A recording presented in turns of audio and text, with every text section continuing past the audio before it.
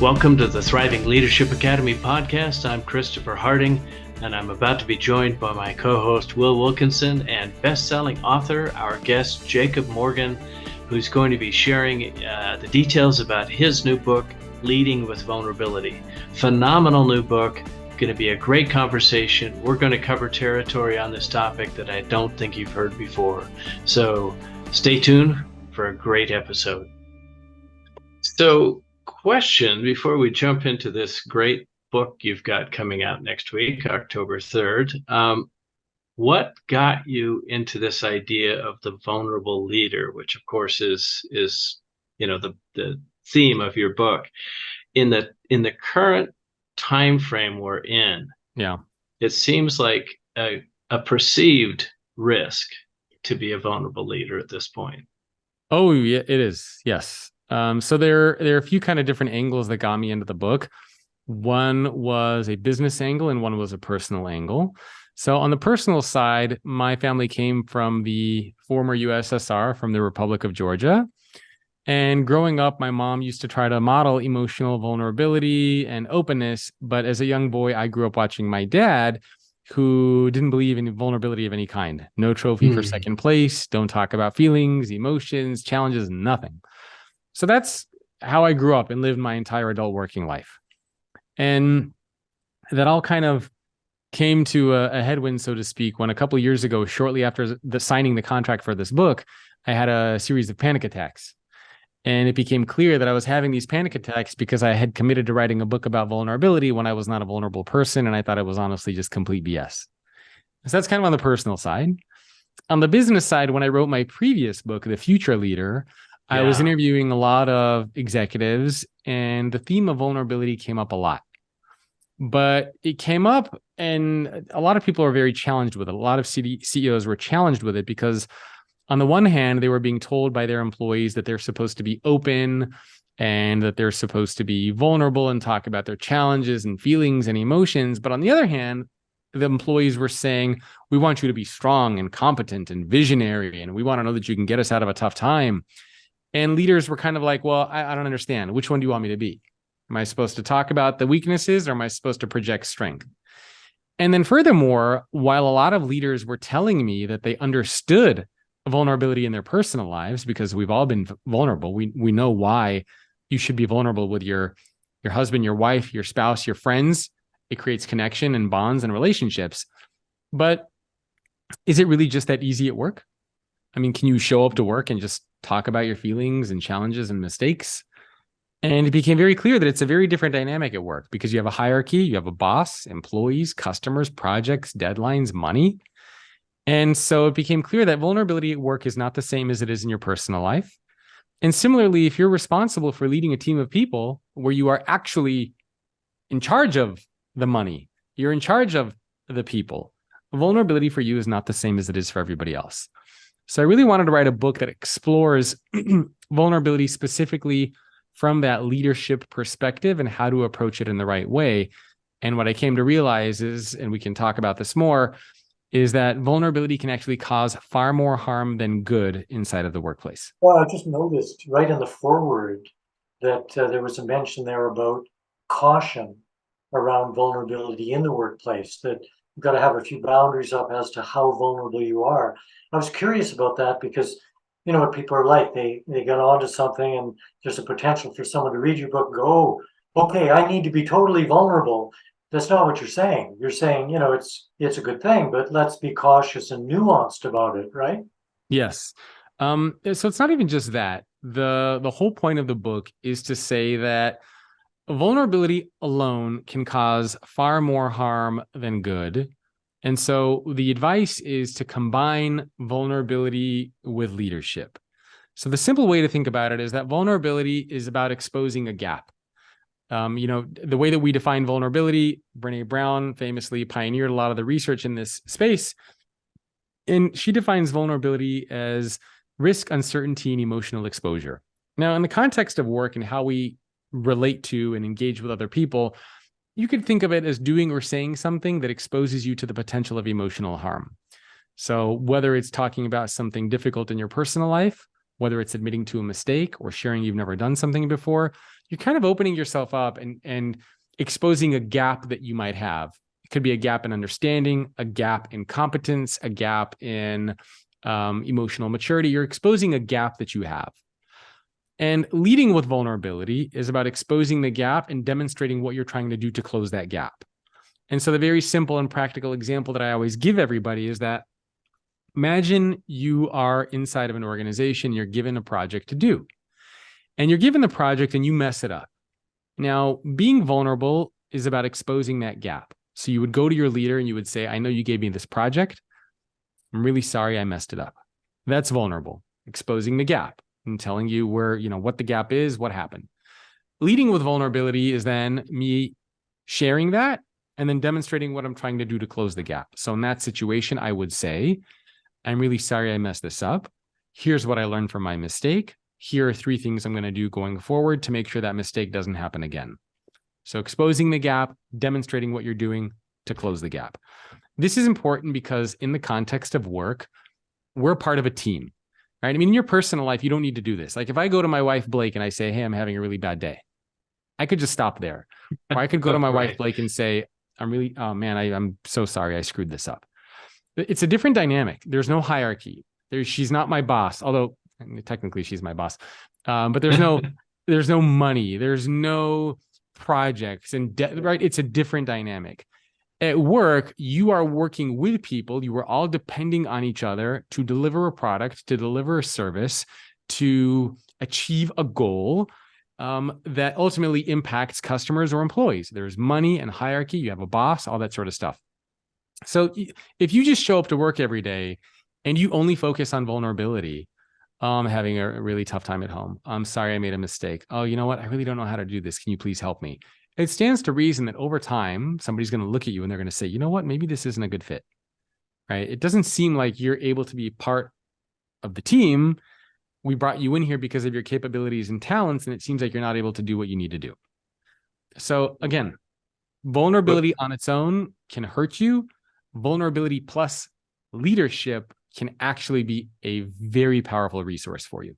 That's such a huge distinction because both Will and I also do executive coaching and coach people and training people just on what you just said. Coupling those 2 things together is so hugely important because vulnerability without leadership creates a lack of trust, a lack of confidence in the person. Yeah. Not sure that you really want to put them on that particular assignment. Leadership without vulnerability can also create a lack of trust because you can tell something's going on and you're not getting the full story. Putting those 2 things together really is the best of both worlds. That's a brilliant combo. Yeah. The way that I talk about it in the book is vulnerability without leadership makes you seem incompetent, and leadership without vulnerability makes you seem like a robot. And neither one of those are effective things for you. I mean, if you think about, and you obviously both do a lot of executive coaching, if you think about what makes really effective leaders, it ultimately comes down to 2 things. Can I connect with people? And can I be good at my job and demonstrate that I'm good at my job and get people to, move in the direction of a vision that I set? So that's vulnerability, and that's the leadership. That's the competence piece. Those 2 things need to come together.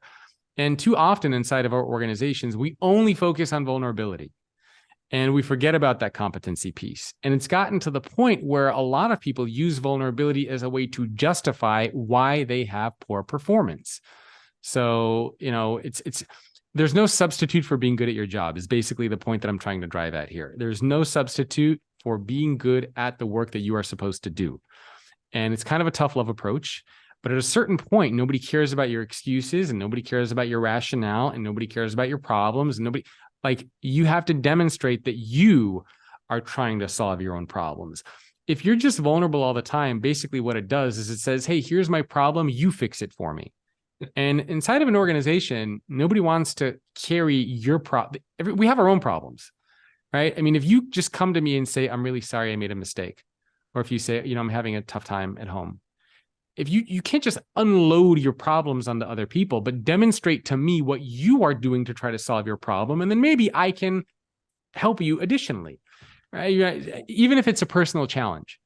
You're trying to lose weight, you're trying to stop smoking, you have a difficult relationship with your dad, whatever it is, try to demonstrate what you're trying to do to close the gap.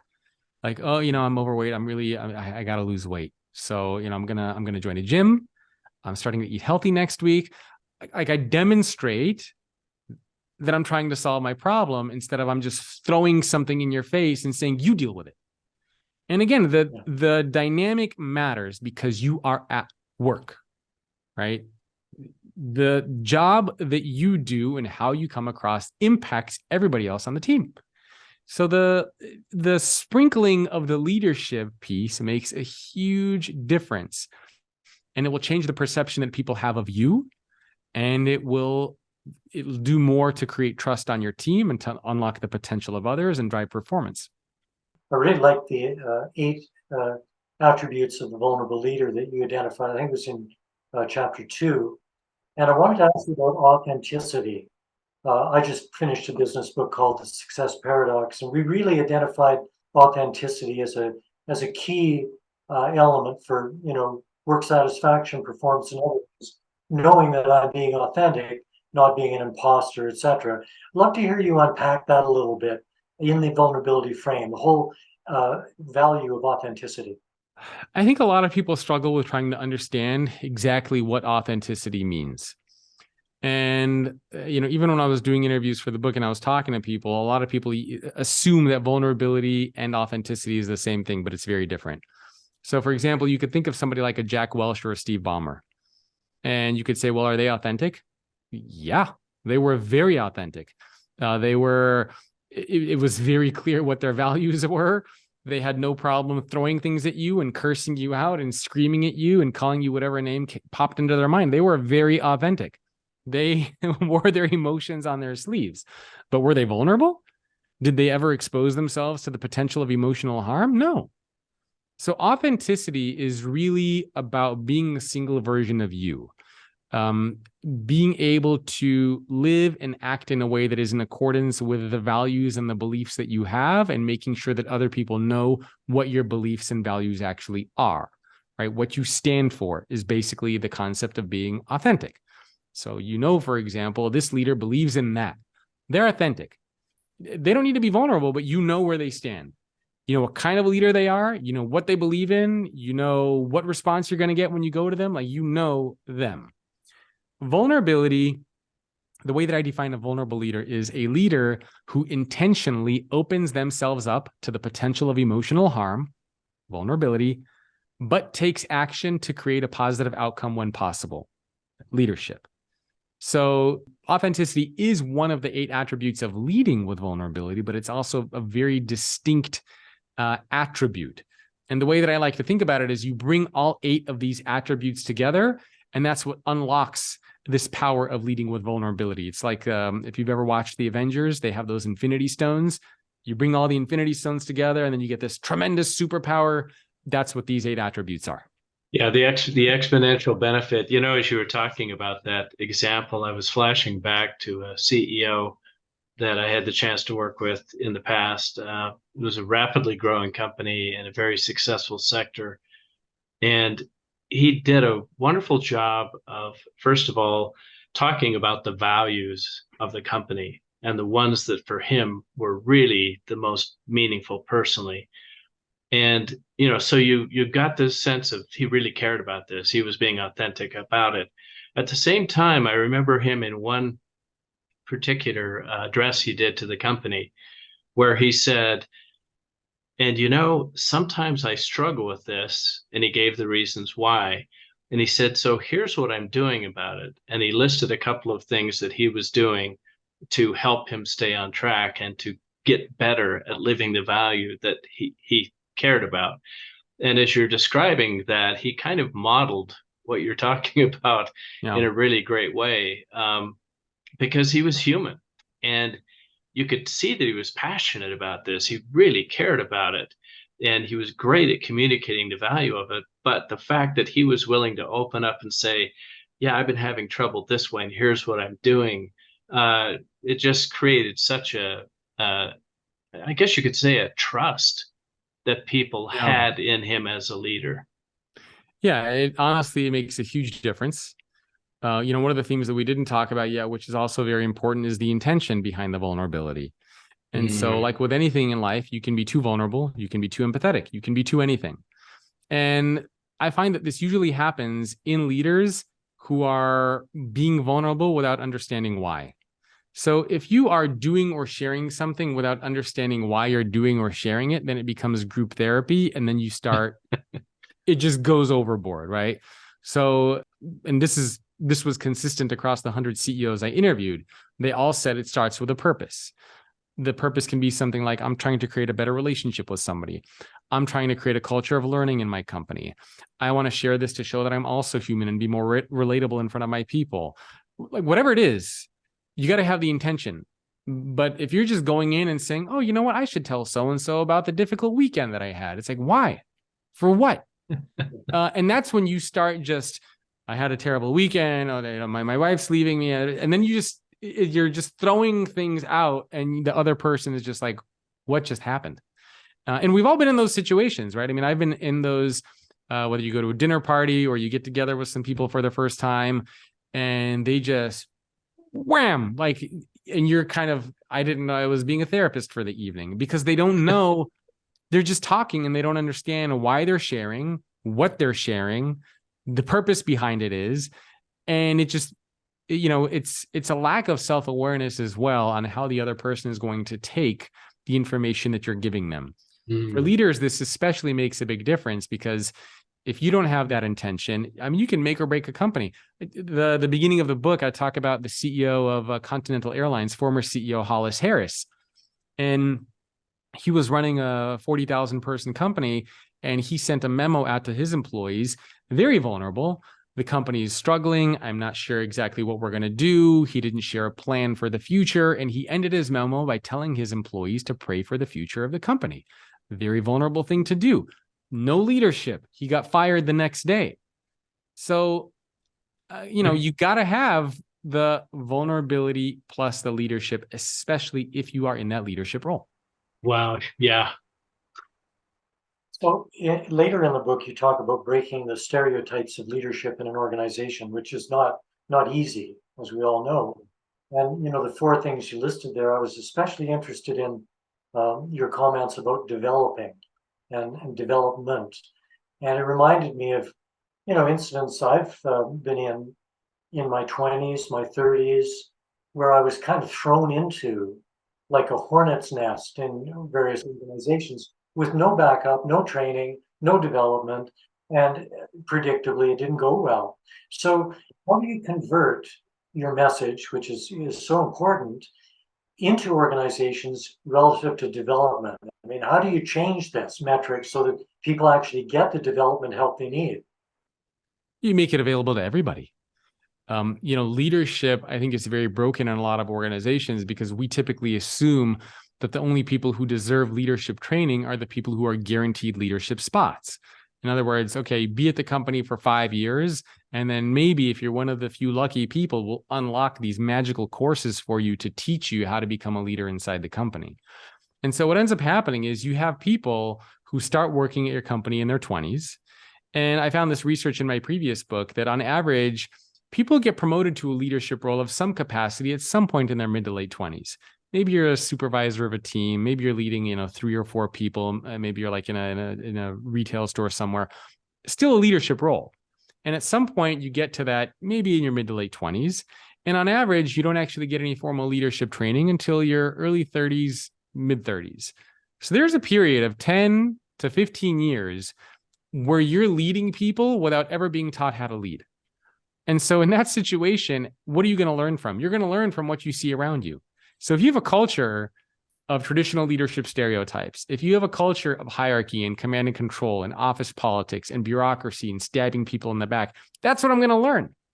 And if I'm doing that for a decade and then you're going to give me leadership training that says the opposite, it's not going to matter at that point, because I have a decade entrenched in my old ways. So the best piece of advice I always tell companies is, you already have leadership training at your company, right? You have courses, videos, whatever it might be. Let everybody have access to that. Why wouldn't you want everybody at your company to know how to be an effective leader. I don't care if they've been there for one day. I don't care if they've been there for 10 years. But everybody should learn these skills, these mindsets, and these approaches. It's going to help them. And then it's also going to help you as a business. And that's just what we don't see that in a lot of companies. You have to earn the leadership training, which to me is just crazy. Yeah, it's definitely something we try to encourage, is to get that leadership training available as far down in the organization as possible.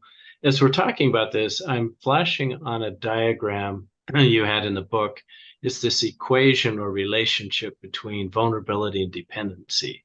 Yeah. And I think the diagram is called the level playing field. Mm-hmm. Could you explain that a little bit? Because I thought that was a really interesting take on that topic.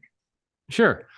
So the whole concept of this is, and I interviewed a lot of really great researchers and psychologists on this. One of them was Sim Sitkin, who's at the Duke Fuqua School of Business and one of the world's leading experts on trust.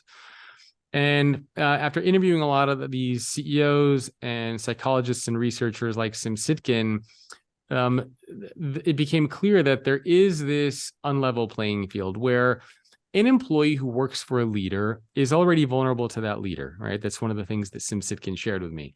The employee is already vulnerable to the leader because the leader has the potential to fire them, to put them on a project they don't want to do, to make their life hell in whatever way they want to make their life hell. So we all know this, right? I mean, if somebody works for you, it's the unspoken obvious thing. Like, I know I'm vulnerable to whoever I work for. The employee knows that, the leader knows that, and everybody knows that. But the truth is, so there's a vulnerability and a dependency on behalf of the employee to the leader. So imagine kind of an arrow from the employee to the leader on dependency and vulnerability, kind of that one way. And we assume that that's kind of like the only vulnerability and dependency that exists. But the truth is, there's also a vulnerability and a dependency that goes the opposite way. In other words, leaders are very vulnerable and dependent on their people. Because if employees don't do a good job, customers don't get served, products don't get developed, things don't get done on time, the business suffers. And if the business suffers, who does that reflect poorly on? Me. So as the leader, I'm also very dependent on my employees to do a good job. The only difference in those two scenarios is that in the first scenario, it's a very explicit relationship. Everybody knows it exists. In the second scenario, it's an implicit relationship where nobody talks about it. We don't communicate it. Leaders don't say, I'm vulnerable to you as my employee. And as Sim Sitkin told me, that's because the more senior you get inside of an organization, the more you think other people need to trust you, and the less you think you need to trust other people, right? You're the leader, so people have to trust you. That's what you think. And so by leading with vulnerability, by creating that competence, by creating that connection with others, you level the playing field. And when you level the playing field, you open the door for collaboration, for trust, for innovation, for kind of that better chemistry to get things going. So leveling the playing field is a very, very important thing for leaders to do, because when you don't have that level playing field, employees are not going to come to you with their best ideas. They're going to be scared to speak up. You're not going to have that psychological safety that Amy Edmondson talks about in her great book too. So leveling the playing field is very, very important for leaders to do. Yeah, you list that in some of your categories about sharing credit making sure you're giving credit to people who bring you a great idea, for example, or they're not going to bring you another one and the word will go out. Yeah. But also creating the opening and the sense of collaborative safety, if you will, for people to be able to come in and bring those ideas in. All of that seems to be the real ingredients of that particular recipe. There's a little bit of a catch with this, and it's a concept in psychology called the pratfall effect, which Elliot Aronson discovered. He taught at the University of California, Santa Cruz, which is where I went to school. And the whole concept of the pratfall effect basically says that if you're good at your job and you're vulnerable, you will get an added boost in your perception of competence and in your perception of likability, because people look at you as like, oh, this is a very competent leader. And now because they're admitting to mistakes or failures, now they also appear more human and likable and trustworthy. So you get that boost. But if you're not good at your job and you're a mediocre employee and you're vulnerable, what ends up happening is it reinforces your mediocrity. And so people will start to look at you and say, oh, I get why you're mediocre now. Like, it makes sense why you're not getting promoted, why you're not, a manager at this point. And so you need to be very careful with vulnerability alone. And this is why adding the leadership piece is so important. So you want to demonstrate your competence and your leadership, and that you're trying to close the gap and get better and learn and grow whenever you can, because it matters for your perception. It also matters for your leader, right? It matters for your team, and it's also going to matter for you. The number one reason why people are scared of being vulnerable at work is because they don't want to be perceived as being weak or incompetent. So if you don't want to be perceived as being weak or incompetent, then demonstrate the competence. So the answer to how do you avoid being weak or incompetent is in the question. You demonstrate your competence. And it's a simple idea. It's a basic idea, but we forget to do it because we're so obsessed with just the vulnerability piece that we forget about the leadership piece. And so the whole premise of the book is bring these two things together. So in your 8 attributes, I think the last one is motivation, the drive to achieve, to improve. I wanted to explore with you a little bit about that relative to vulnerability and personal engagement at work. I was thinking of Maslow's hierarchy of human needs, and how, the top one is self-actualization, but I gather that he was still working on it, before he died, and he brought in the other one, transcendence, self-transcendence, which didn't really make it into most of those pyramid things that are online. But, it relates to a sense of meaning and purpose. So what's your view, having interviewed all these CEOs, on the workplace as an environment for people to grow their sense of purpose and mission, and how does vulnerability contribute to that potentially? Well, organizations play a fundamental role there, but it's two parties, right? I think the challenge that a lot of people have is they show up to work and they expect their company and their leaders to give them purpose and to give them meaning. And it's a two-way street, right? You can't show up to work and say, I have no purpose and meaning, please give it to me.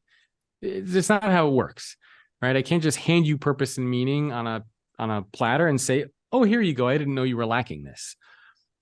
Companies can do their part in terms of telling stories, in terms of connecting the work that you're doing to the impact that it has, in terms of giving you training and development, in terms of leaders coaching you and asking you the right questions and mentoring you. So there are things that obviously organizations and leaders can do, but employees also need to take more accountability, right? Employees need to show up being open-minded. Employees need to show up willing to work hard. Employees need to show up not just pointing out problems, but willing to come up with solutions to problems, right? I mean, employees play a role in their own purpose and in their own meaning and in shaping their own career path. You're not a leaf that's blowing in the wind and you're just kind of like, what way is the wind going to blow? That's where I'm going to go. That's not how it works. And so you can't have such a passive approach inside of organizations. You need to play an active role when it comes to purpose and meaning. Ask questions, reach out to people, participate in the employee, in the resource groups that you have, make an effort. And you know what? Sometimes it's going to take a little bit of extra work to go beyond, just what you assume you need to put in a day.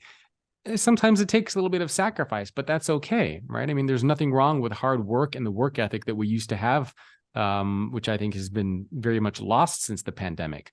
So the two kind of parties at play here. The company has things that they can do. Employees have things that they can do, but I think it's a mistake to rely on the companies that's just going to give and do everything for you. And I think you had a second part to your question too, but I don't remember what it was. With just the role that vulnerability plays in helping surface and improve the sense of purpose and mission. Vulnerability helps in the sense that it uncovers what those things are, right? So if there is something that you want to know, if there's something where an area where you want to grow, you can't admit that and discover those areas without demonstrating vulnerability, right? I mean, part of it means you have to admit that you don't know something. You have to admit that you want to get better in an area. You have to admit that you don't have maybe the skills or capabilities that you would like to have, and therefore you would like to grow in those areas. But if you have this facade of perfection, like, I got that, I can do that, I don't need help, I don't need that, then you're not going to get any of those things. So there's nothing wrong with asking for help. There's nothing wrong with showing or talking about the gaps that you might have. But again, when you do that, you want to demonstrate that you're also trying to close those gaps. So if there's something that you want to learn, you could say, hey, I really don't know much about this. That's vulnerable, right? I don't know how to do that. Vulnerable, leading with vulnerability. Hey, I don't know how to do that. Is it okay if I, maybe shadow somebody? Can I take a course? I'm going to get a couple of books on this. Like, what are you doing to try to close that gap yourself? And so even in those situations, there are things that you can do, but you're not going to discover any of basically the point is you're not going to be able to close the gap if you're not willing to talk about what that gap actually is. Yeah, that's a great point. You brought up a well talked about topic, and that is, the residual of, the virtual world everybody got thrust into. And the challenge that a lot of, I think, managers in particular seem to be having with managing people in a digital environment. And so, again, talking about this vulnerability meets leadership equation, is there anything in particular that you're aware of or can think of as a kind of maybe an assist or an idea, a suggestion for leaders who find themselves in that conundrum where they're having difficulty really establishing that type of connection, vulnerability, and the leadership and commitment that goes with it?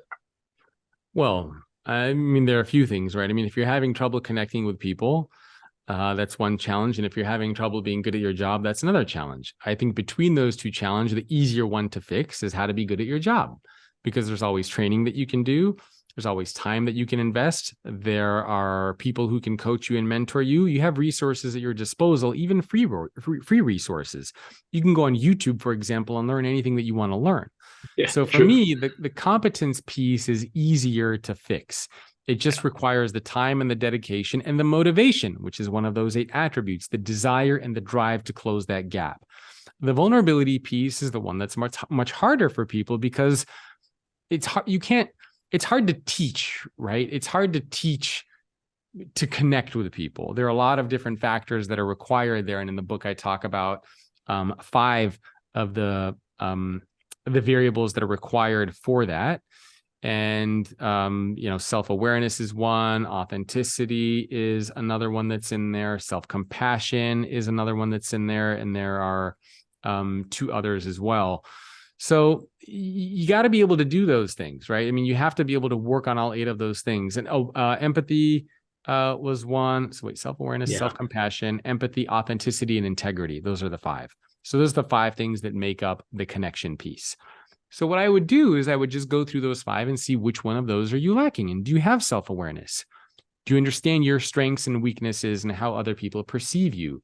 Do you have self-compassion? Are you kind to yourself? If you make a mistake, what is your internal voice? Are you beating yourself up, or are you talking to yourself the way that you would talk to a friend? Empathy. Are you good at seeing things from other people's perspectives? Or are you one of those people who just says, I'm sorry, you'll be fine? Authenticity. Are you able to communicate your values and what you stand for and what you believe in? And integrity. Do you have a North Star? Are you willing to do what's right? Are you willing to be honest? Are you willing to be ethical in the things that you do? Which one of those areas are you lacking in the most? I think those are important aspects to be considering. And, when it comes to just the vulnerability piece, it's okay to share some things about yourself. Start small. One of the CEOs I interviewed is Penny Pennington. She's the CEO of Edward Jones. She was very uncomfortable early on in her career to be vulnerable. She struggled making connection with people. So she started very small, and she did what she called keeping an ace up the sleeve. And in her case, that was when she would get into an elevator with employees. It was very weird because it was like small talk. You don't have a lot of time. What do you say? So she knew before she would get into work in a particular day, she already knew what she was going to say.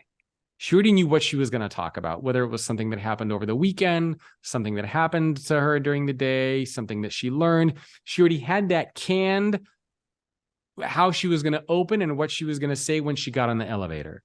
And yeah, maybe it was a little bit awkward at the beginning and maybe it wasn't perfect, but it at least got the communication going and talking and opening up. And then over time, it's something that she became very good at. Because she told me she used to be the type of CEO that always used to armor up, didn't show emotion, didn't do any of those things. So she started very small and gradually she was able to get much better at it. What a great example of vulnerability with purpose. She had a reason and a very specific purpose for, crafting that approach to vulnerability. We've got just a couple of minutes left. Will, question or thought for you? Well, this is less of a question, more just of a personal appreciation. It took courage for you to write the book, to lead with vulnerability yourself, given that you acknowledged right away it wasn't your strong suit. So congratulations. The book gave me a series of panic attacks, so that just goes to show that it wasn't an easy book to write. Well, but you're leading by example, and that's really to be admired. And I was just curious about your experience during the writing process, particularly interviewing these CEOs. It must have been quite a journey for you, quite a learning process for you. Because one thing I love about your book is you do not try to come across as an expert. It's obvious you're sharing what you're learning yourself, what others you are learning. So thanks for that. And how was that journey for you? Because that might give some confidence to others who, would like to do something, but they don't feel really capable yet to do it. Very hard. Even with my last book, The Future Leader, right? The challenge that I have with business books nowadays is that a lot of them are based on opinions or they're based on ideas, and those ideas come from maybe a small handful of companies, right? There are only so many business books you could read about how Elon Musk does things or how Steve Jobs does things or how Microsoft does things. Not everybody is a Steve Jobs or an Elon Musk, and not every company is Microsoft. So I'm a big believer in bringing together disparate opinions and voices and perspectives from CEOs across different industries and geographies, and also trying to bring in actual hard data when I can. So that's why I interviewed the 100 CEOs and also surveyed the 14,000 employees.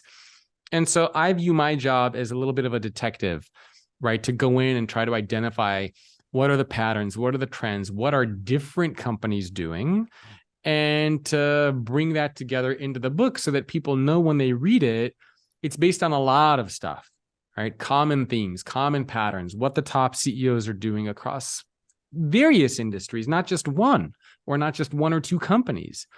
So it was hard because you have to imagine I deal with PR teams, I deal with legal teams, I deal with the CEOs. People need to sign things off. They want changes to permission forms. PR teams want to see what's going to go in the book first. They want to edit things. So it was a nightmare. Thousands and thousands and thousands of emails going back and forth. But I did that for my last book, so I kind of knew what to expect for this one too, and gave myself the couple of years needed to do it. But it's one of those things when you're done, obviously it feels great. And you know that if you get challenged on something, that you have the data and to support to back it up. So one of the ways that you can overcome imposter syndrome and overcome the idea of not being confident in yourself is by knowing that when you get challenged, you have the data to back it up. So for example, if I go give a talk tomorrow to an executive leadership team at a big company and they say, this is stupid, I don't believe any of that. I'm going to say, you know what? You can have that opinion, but 100 CEOs and 14,000 employees around the world disagree with you. So you can challenge that all you want, but I have data here and I have the stories and the examples, and I even have the audio conversations if you want from your peers and from your competitors who say otherwise. So if you want to go against that, that's fine. So I like that approach because it's kind of like I have those people standing behind me when I'm presenting and speaking, which gives that level of confidence. So I think for anybody, whether you're writing a book or whether you're presenting in a meeting, when you have the support and the data and the examples to back up what you're saying, it gives you more of that confidence and it helps you fight the imposter syndrome. So It's hard, but it's worth it. And I hope everybody who reads it says it's worth it too. Well, you've put a lot of work into it. It shows. It's really well done, full of great information, and yeah, I loved it as well. We really encourage our listeners and viewers to pick it up October 3rd. And yeah, I think you'll learn things you've never read in any other business book that will serve you really well. I hope so. We made a special URL for it too. Am I allowed to share that with everybody? Absolutely. So the URL is leadwithvulnerability.com. So if people go there, it'll redirect them. And there's a link to some bonuses on there if they want to hear some of the interviews. It gives instructions on what to do. And then I'm sharing some of the research and the insights and the data that we collected. It's going up on Substack. So people can go to greatleadership.substack.com to learn more and see some of the research we're putting up. Excellent. We'll post those in the videos as well so people can see them there. Jacob, thank you so much. Real pleasure. Yeah, thoroughly. Thank you for having me. I appreciate it. You're welcome. Thanks so much.